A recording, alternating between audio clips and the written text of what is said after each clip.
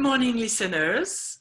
Welcome to the first episode of Rendez-Vous-With-Murielle, my new podcast to inspire you to love yourself and go to the next level in your life.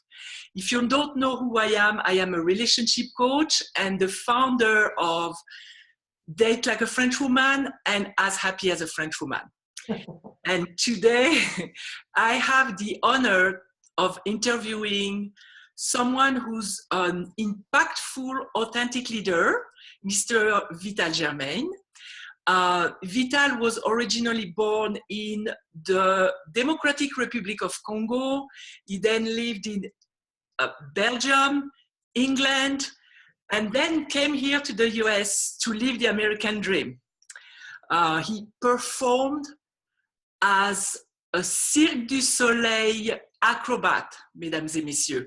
So that's very, very prestigious. For 5 years as part of the show Mystère, and then went on with the US tour here, Kidam. He's a standout personality in the world of public speaking, training and team building. And he's also the author of 2 books, Fly Without a Net, which was a #1 seller on Amazon, and the one I'm currently reading that you need to go buy and read, Fly Without a Net 2.0. I had the opportunity to see him speak, and it was not only enjoyable, but very inspiring. Vital speaks English, Dutch, a little bit of Spanish, and we could continue this interview in French because he speaks French too, but I won't do that to you. So good morning, Vital, how are you? Good morning, bonjour tout le monde. Thank you for having me, it's a pleasure, thank you. So I did a brief introduction here, but I would love if you could share your story with us because you can tell it so much better than I would. So who is Vital Germaine from A to Z? And not the 20-second version that I heard you do in your speech. Oh yes, I do like to do a 20-second version of my life story. I won't do that now. You kind of touched on some of the aspects of my life, but the short one sentence is basically, I'm a Belgian national with a British accent, born in the Democratic Republic of Congo, who got to live the American dream by way of a French-Canadian circus. So I had the luxury, like you mentioned, of being in this amazing company, Cirque Du Soleil, for 5 years. I've lived in many places around the world. I like to think of myself as a social mutt who fits in everywhere and nowhere. I'm a citizen of the world. Oh, that's beautiful. That's beautiful.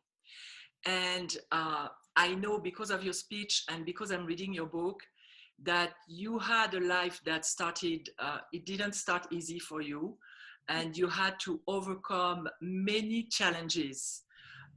Was there a turning point or a specific event that propelled you to become the leader that you are today? I wish I could say, yes, there was one magical moment that defined my life and turned me into the man that I've become. But I think in life, it's a process. There are endless steps that we have to go through. There are continual challenges. For me, life is a continual journey about personal growth and development. So one lesson that I learned as a child through my mother, and we'll maybe get to that later, is it had to do with an inner belief that I can become whatever it is that I dream of. I know it's cliche and it's poetic, but I could maybe argue that was the defining moment, is to instill a sense of romantic poetry that, yes, if you can dream it, Vital, it is possible. You say it's cliche, but it's so powerful, as are all the secrets to success in life. They always seem so simple. Yes. And people sometimes discard the secrets or the simple things because they think it has to be complex and somehow sophisticated. Yeah. But in fact, the simple things in life will make you grow and propel you to success. That's what there is. Ultimately, what it comes down to, and this, I totally agree, the simplicity. In fact, I'll say this: the more simple you make your life, but within that simplicity, there has to be consistency. True. Yes. Because otherwise, if there are too many moving parts, we can sometimes lose track of what the real objective is. So I think I will say that I'm potentially a complex human being, but I've tried to simplify my life in understanding, okay, this is who I am, this is who I'm not, this is what I want to become, what are the steps that I need to take? So that really is the simple skeletal outline or roadmap that I think I've implemented. So while I was reading your book, and as a coach, I know the importance of being aware of our thoughts and becoming masterful of the masters of our thoughts. Yeah. And one sentence, and it's at the very beginning of the book, it's on page 4. You were going to the audition for the Cirque Du Soleil, and you were intimidated because the applicants there seemed to be more qualified than you were. And you tell yourself, put your mask on and fake it. You have as good a chance as anyone here.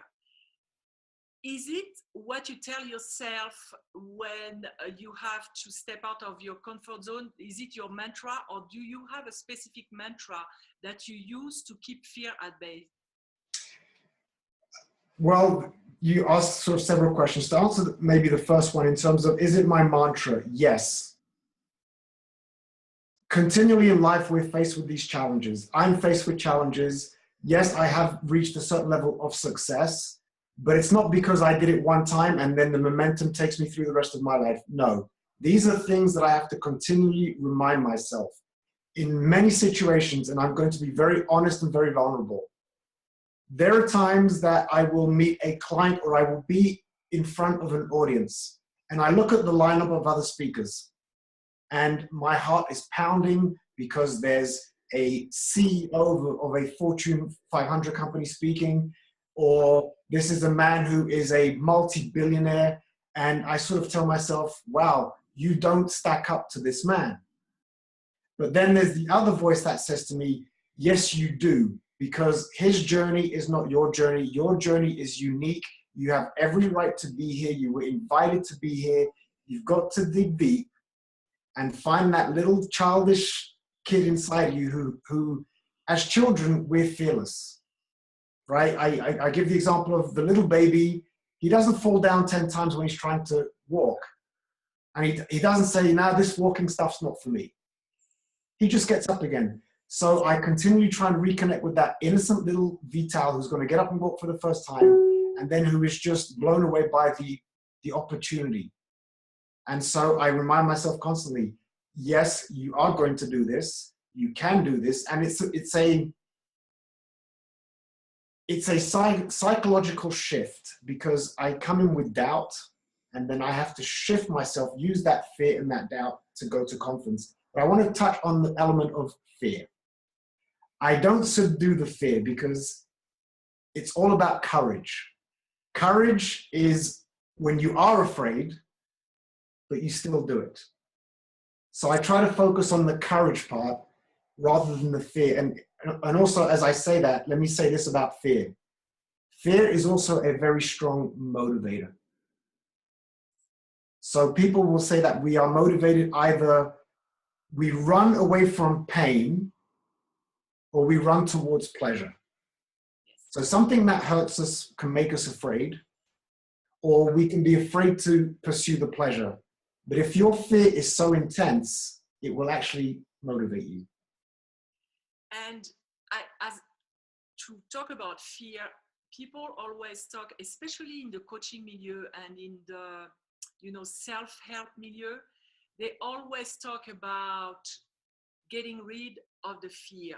The fear is not real. I do not agree with that. And certain fears are very healthy. Like if you're at night on a parking lot and you feel somebody coming and you're afraid, that's a survival mechanism. Yes.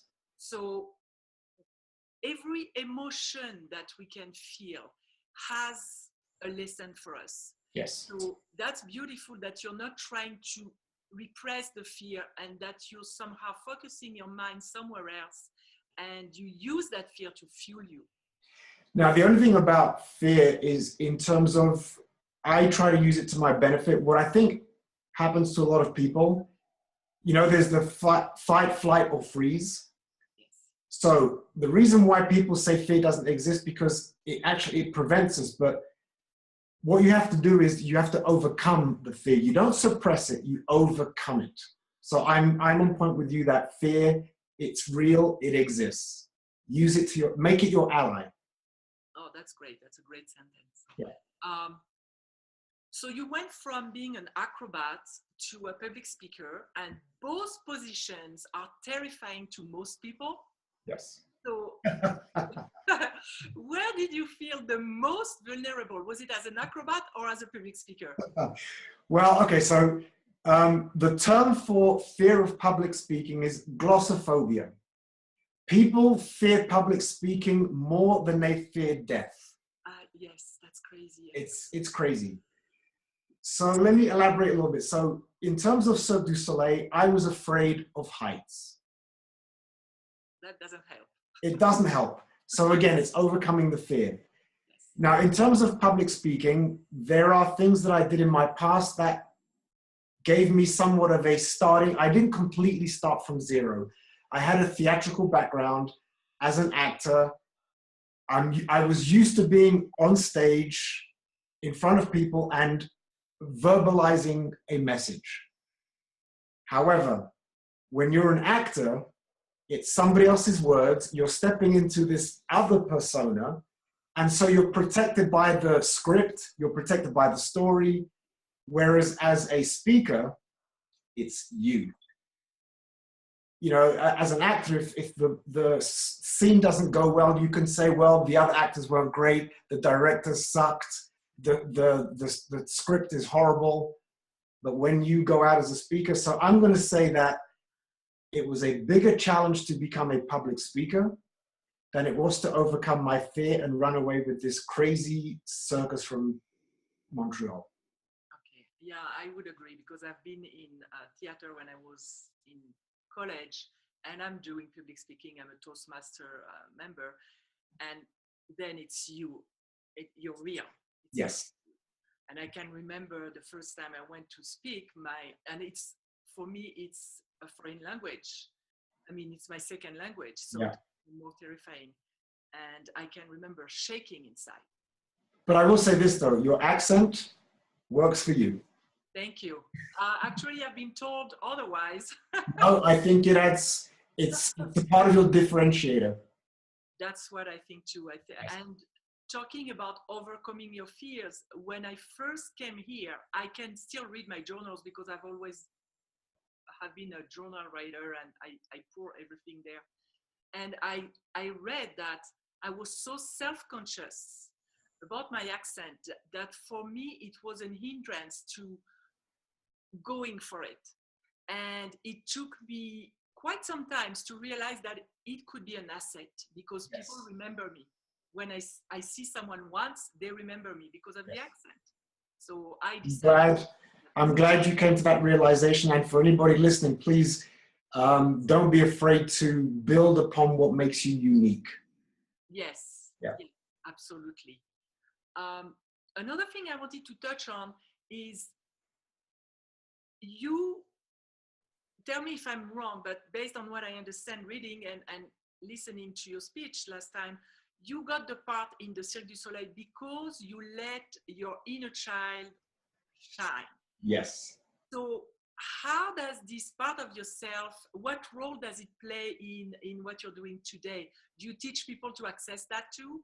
Yes, a big component of what I teach in corporations in terms of stimulating creativity, being more authentic, letting go of inhibitions, becoming a better person again is connect with your inner child.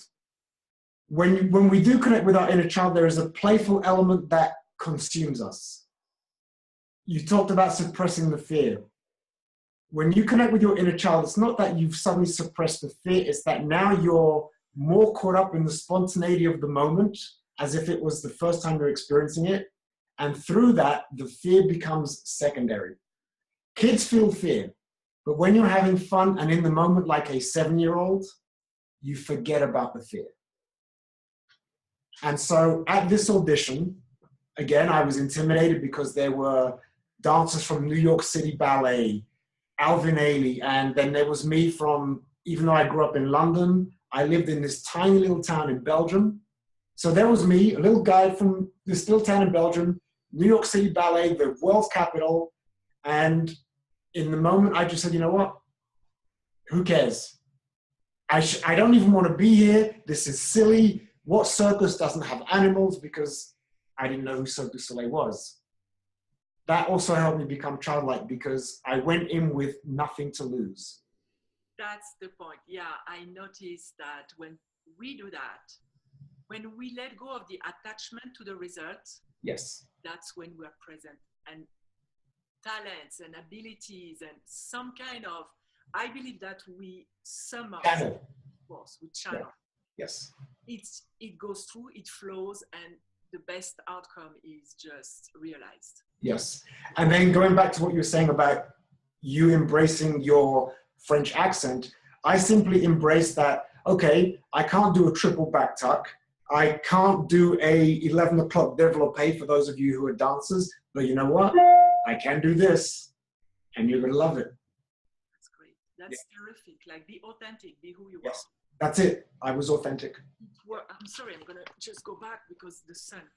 I didn't anticipate that. I wasn't prepared. That's okay. In your career, you inspire now. You inspire people to surpass their limits and to go for what they really want. I always say that every good coach has a coach or a mentor. My mentors are people like Tony Robbins, Wayne Dyer, Louise Hay. Who do you call for help, either through their books or their material or in person, when you feel stuck or when you feel some kind of blocks? That's a very good question. I recently hired a business coach because I did feel stuck, and I'm going to actually advertise her because she has helped me tremendously. Her name is Missy Day. Oh, yes. And it's not what she did was this like revelation that the heavens opened. She just helped me make a subtle shift. Sometimes that's all that it takes.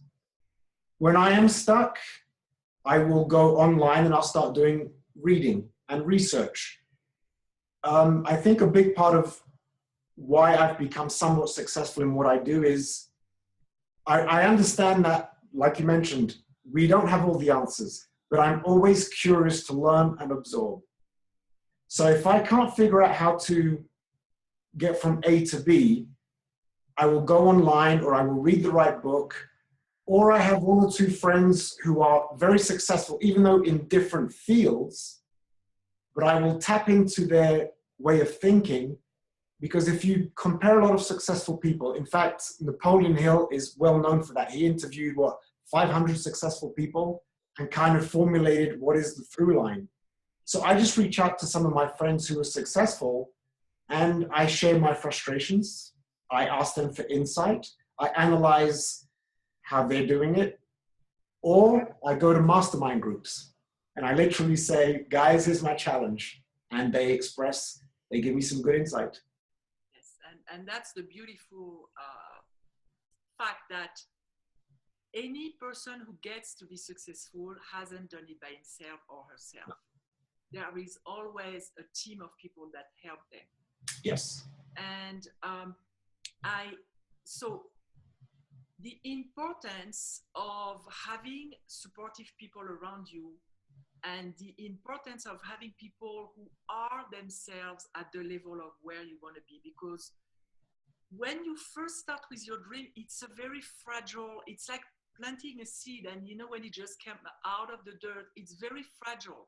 Yes. And if you go to the wrong person, they can just crush it because they're going to be, because they don't do it themselves. They're going to try to crush yours, not because they're mean, but because it reflects that light that you're shining reflects what they're not doing. Are you really cautious of who you surround yourself with?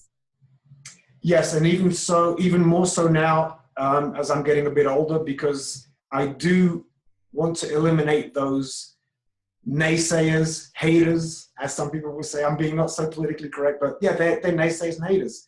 Yes. In my younger years, you mentioned, I love the metaphor of the little seed.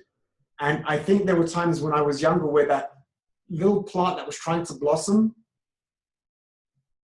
kind of shriveled because I believed what people told me that, oh, Vital, you're so silly. What are you thinking? Why would you want to go to America? Why would you want to be a soccer player? And in getting older, I realized that I need to get those people out of my life. But having said that, again, a part of those people gave me strength in a different way, because then there was the point that, oh, you don't think I can do it? Sit back and enjoy, because I am. Yes. So one quote I want to share that ties into this it's about attitude. Okay, so no matter what people around you are saying or doing, or no matter what your circumstances are, it's always your choice. And the quote I'd like to share is one of my favorite quotes by Viktor Frankl, a Holocaust survivor. And he says that the last of human freedoms is the ability to choose one's attitude in a given set of circumstances. So somebody tells me, Vital, you're silly for believing in your little dream. What are you thinking? I can shrivel, or I can say, like I said, no, I'm not going to let you impact my belief and my attitude. So that's how I use both ways. But to ultimately answer your question, yes, I'm eliminating those people. That was the relationship coach in me. Yes, that's fine. I had to ask this question because I always remind people that we are who we associate with. So it's very, very important to remove those. Some people, I call them, so the naysayers, I believe in energy too. So some people are energy vampires. They need your energy to feed their Yes. stress. And then you get exhausted and you get not depressed, it's not the right word, but no, but things become heavy. Yes. You don't have the right energy to approach what you want to accomplish, which leads me to my next question. Because you emphasize the importance of having access to your inner child, the inner child in you can bring you joy. Do you believe that the emotions that we feel have energy, and that contributes to what is going to happen in your life, what you're going to attract? Yes, absolutely. Because even though I talk about that inner child, unfortunately, our inner child is programmed through environment. You can't negate that very fact. But all you can do is try to minimize the impact of some of the emotional trauma that you faced. And again, I'm going to be very vulnerable. In the book, there are many moments where I express my doubt, because that is a consequence of the emotional baggage of my childhood. But again, the choice is, I can let it completely prevent me from achieving my goals, or I can overcome it as best as I can. But in order to overcome it, I've got to be aware that it exists. Yes. So when I say connect to the inner child, I'm talking about the positive, happy, believe in romanticism and poetry and Disney. That's the inner child that I believe in. Yes. Or that I want people to connect with. Definitely. And we need that also on a health level. I mean, it's super important. Yes. We don't play. No, we don't. And so now I get to the part where I'm going to ask you about my favorite subject. This is one of the pillars in everything I teach or I coach, self-love. When I talk about self-love, people are usually very confused. They don't even know self-love. It's like a thing, you don't know what side to grab it from. You don't know how to even start. What is your definition of self-love? Wow, I wish you just sent me this question about a month ago to really think about it. It's a beautiful question. It's very profound. What is self-love for me? First of all, self-love is understanding who you are. It's connecting with your values, honoring your values. It's self-respect. It's not allowing the naysayers to get in the way because you value your inner soul more than their soul. In a poetic world, self-love is literally you love yourself. You're perfectly happy being alone. There is no attachment to external forces to make you feel fulfilled. And I'm going to be very honest. As we speak, self-love has been one of my life challenges. So I work on my self-love every day. I wake up in the morning, and I'm not going to give away what my list of things are, but every morning I have to get up to strengthen, to allow my self-love to glow. So that's sort of my process in the morning, because I think without self-love, it's very hard to self-actualize. Yes, and you say it's your challenge, but frankly, it's the challenge it's everybody's challenge. Oh, it's yes. No matter what level they are. I coach people who are in my definition of success, very successful, but they still struggled with self-love because, like you said, we are programmed when we're very young, and even you had a difficult childhood, but people who didn't necessarily had a difficult childhood, there is such a thing as being ignored by one of the parents, for example. Yes. And this impacts your self-love, the image that you have of yourself, what you think you deserve in the world. So we are all affected by that. Yes. At one level or another. I love what you just said there, Murielle, about what you deserve. I'm going to add that to my definition of self-love. I'm going to steal that. I like that. Please, I've heard so many inspiring things from you. And one of the other aspects that I usually mention about self-love is the ability to know when you trick yourself, because of those programs in our subconscious mind that have been downloaded when we were between 0 and 7, we have ways to trick ourselves, to self-sabotage, yes, to bring ourselves down when we are almost where we want to be. And I think that one of the first steps that is crucial for everybody to do is to investigate your life. See, what do you want consciously and what results do you create in your life? Because if there is a gap, if there is a disconnect or if it's not mirroring, that means that somewhere in your subconscious mind you have a belief or behavioral pattern, some kind of program that is preventing you from being there. So catching ourselves without blaming, because with self-love, without feeling guilty about it, catching ourselves on where do we come short on when we compare our conscious desires to what we create. That's the first clue that you tricked yourself somehow. And becoming aware of how you tricked yourself, and maybe try to find some solutions to change the programming, like affirmations and all the tools that are there. To me, this is the first step toward loving yourself, because you're 95% of the time on a subconscious mode. So if you don't catch that, you're gonna sabotage. Yeah, I believe that self-awareness is the platform for personal development. Without self-awareness, I don't think there can be growth.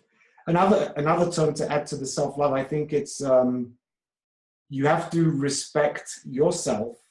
You have to respect your abilities. You have to know. So another thing I've recently done, and I'm going to again use Missy Day as the example, through a book that I'm actually currently reading right now, John Maxwell.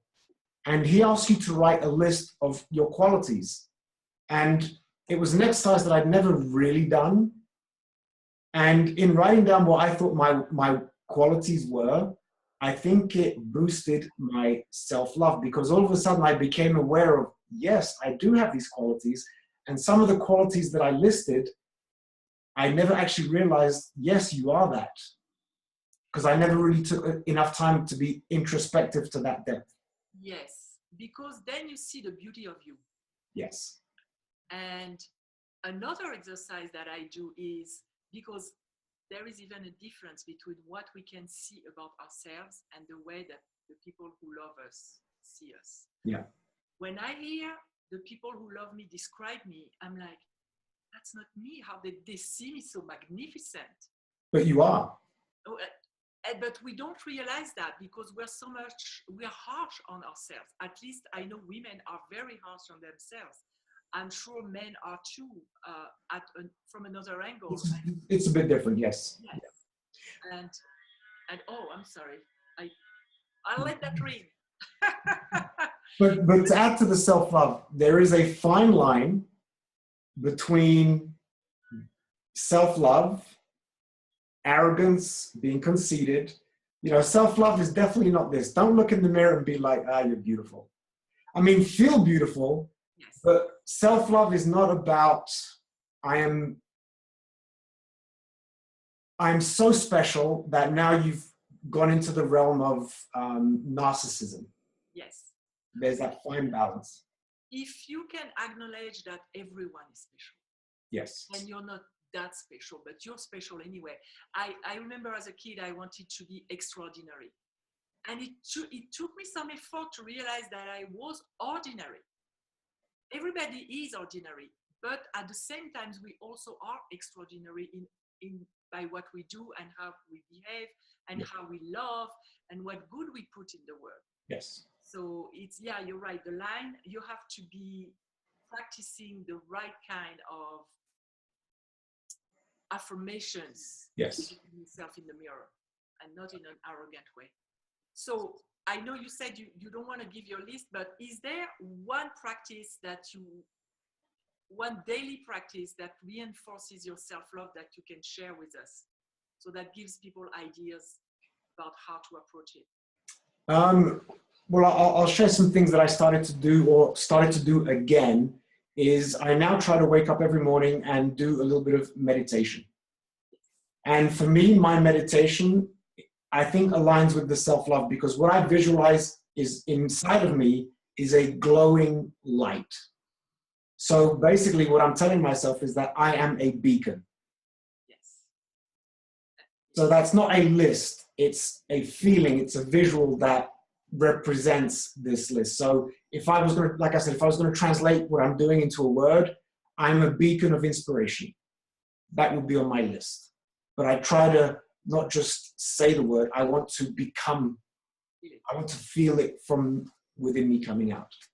And that's a practice. Meditation is a practice. Yes. I mean, that's what keeps me sane because I have 3 kids, the business, the job, everything. So yeah. Yes. I mean, I don't want to tell the part of my list where I'm like, I'm sexy, I'm hot, I don't want to share that part of the list, but you know, but I actually have the list. It's on my mirror in the morning when I wake up, and so every day I have that reminder. So affirmations. My affirmations, yes. Yeah. So to conclude, if there was one thing you really wanted to tell our listeners today so that it would help them to fly without a net, what would you tell them? Can I make it 2 things? Perfect. Okay. So I think the most powerful thing is to connect with your why. Why do you do what you do, or why do you want to become what it is that you want to become? In understanding what you really want to become empowers you. But you've got to take that time to understand. It's basically saying, why am I on this planet? Your purpose. Your purpose, your sense of purpose. If you connect with your sense of purpose, it's almost as if this force that is not you compels you. So I'm going to elaborate on this answer. So you mentioned that I was in Cirque Du Soleil, then I did entertainment for a while. I had a production company, and then I took 6 months off, literally to just listen to my inner self to find what is my new why. And once I started to discover it, it empowered me. The next thing that comes to that is you've got to believe in that why. Because without belief, I don't know how you're going to succeed. So find your why, believe in that why. That's beautiful. And that's simple enough that people can remember. Yes. And then that will give you wings and you will be able to fly without a net. But we still won't be able to catch a trapeze, I'm sure.